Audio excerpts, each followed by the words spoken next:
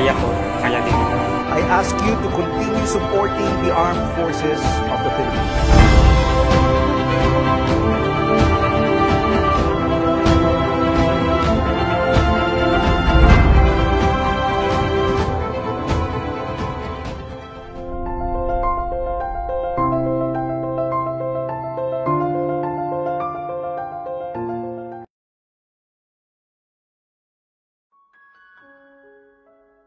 Ako po si Julius Villanueva Omega at kakagraduate ko lang po sa Notre Dame of Marbel University bilang isang grade scholar din po ng AFP MBay.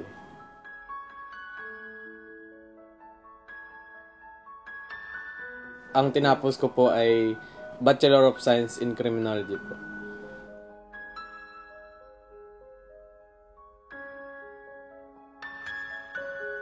Ako po si Leonard Jasper D. Perey po, incoming 4th year student po sa PCU MDC and Bachelor of Science in Nursing po.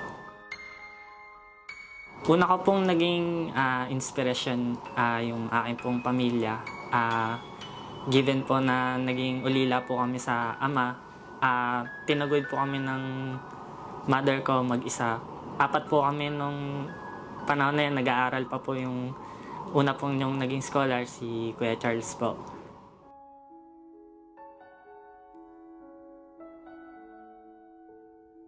Hi, I'm Satterlyn Abantas and I took BS Economics from Bicol University, College of Business Economics and Management. Yung mga naging achievements ko po is consistent honor din po talaga ako. Nung high school and senior high, with honors po ako, and then sa college, nagiging Dean's Lister, President's Lister, and then academic scholar. Yun po. And ngayon, cum laude nga ako. My name is Axel Rose B. Zamora and ang school ko po is PCCR, then my course po is Bachelor of Science in Criminology.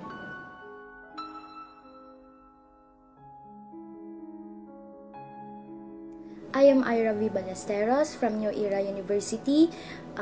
Kumuha po ako ng course na Bachelor of Secondary Education, major in DLE. Okay.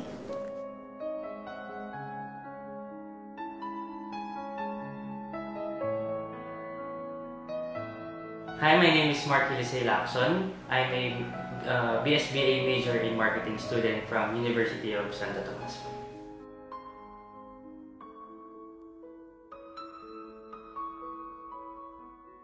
My name is Rosvin Garcia Haydini.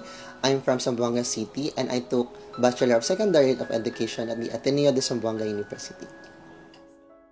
Ang nag-injure po talaga sa akin, honestly speaking, is yung parent ko po. Most likely po, father po talaga. Ever since when I was a child, my father's always told me na I have to finish my education kasi yun, at the end of the day, yun po yung magiging milestone ko po at yung magiging achievement ko in the future po. Ang naging inspirasyon ko po sa aking pag-aaral ay ang ama ko po na namatay din po sa yung in line of duty po.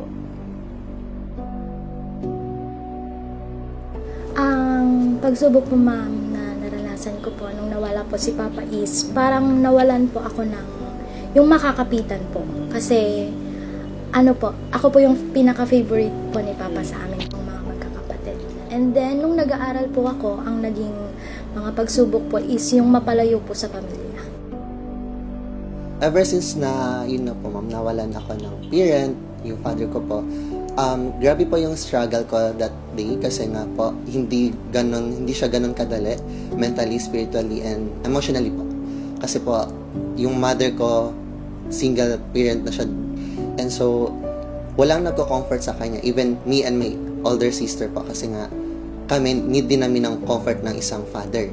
And so, grabe po that time, yung struggle namin, kasi walang, kumbaga walang coping mechanism yung mga araw na yun.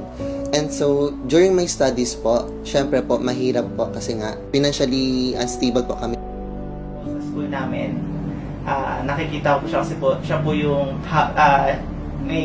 nag-inspection ng school po namin. So, yung fire drill, earthquake drill, nagpa-participate po ako kasama yung daddy ko. Yung parang pinaka-banding namin.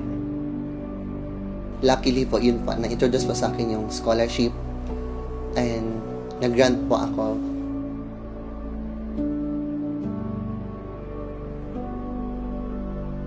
After I graduated, 4 years, hindi pa po doon nag-stop yung pag-support sa akin ng FMBI. They also asked me na like, Ross, teacher ka, are you going to take the board exam for teachers? Like, they always ask me na kung pwede ba mag-enroll ako sa isang review center, and they provided po. Then, yun na nga po, I took the board exam, and luckily, I was able to pass the board exam, the March 2023 licensure examination po for teachers po. Malaking impact talaga yung tulong ni MBI sa aming mga students. Kasi una, din niya, nawalan po kami ng father figure. So, mahirap kasi yung tumanda or lumalaki na walang magulang or walang tatay. So, medyo mahirap talaga sa part ko. So, laking tulong si MBI kasi before, financial incapacity kami. So, to the point na medyo nahirapan po ako plan sa pag-aaral. With the help of MBI, at least somehow nakapag-save na po ako. And at the same time, yung sa tuition po, laking impact po na from high school lang.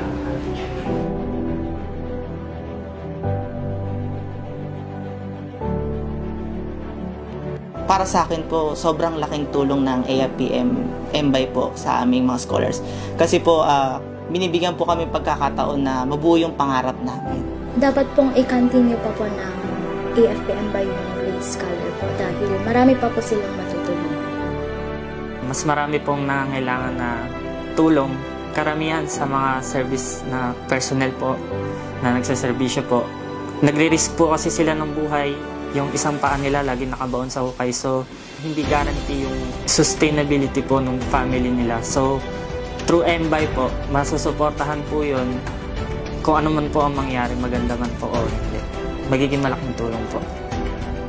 Sa mga nagsisimula pa lang pong mag-aral is pag-igihan lang po yung pag-aaral. Para naman po yung pinoprovide po ng AFP MBI Scholar po sa atin is parang masaulo po natin. Sa aking mother, gusto ko pong magpasalamat at bigyang pugay po yung kanyang paghihirap po. Napagtapos niya po yung kuya ko nang siya lang po mag-isa, ginapang niya po. Nilayo niya po kami sa gulo, binahayan niya kami, dinamitan niya kami, pinakain niya kami. Doon pa lang po, labis na po ang pasasalamat ko. At nawa po, pagdating ng araw, masuklian ko yung kanyang sakripisyo. Yung sa, naman po, sa aking ama po, malapit na po pa. Isang taon na lang. Una po sa lahat, nagpapasalamat po ako sa buong management ng AFP MBI dahil po, kung hindi dahil sa inyo, wala rin po kami mga scholars. Kasi po, bibihira po yung gantong ahensya na nagbibigay ng scholarship po para sa aming mga estudyante po na gusto makapagtapos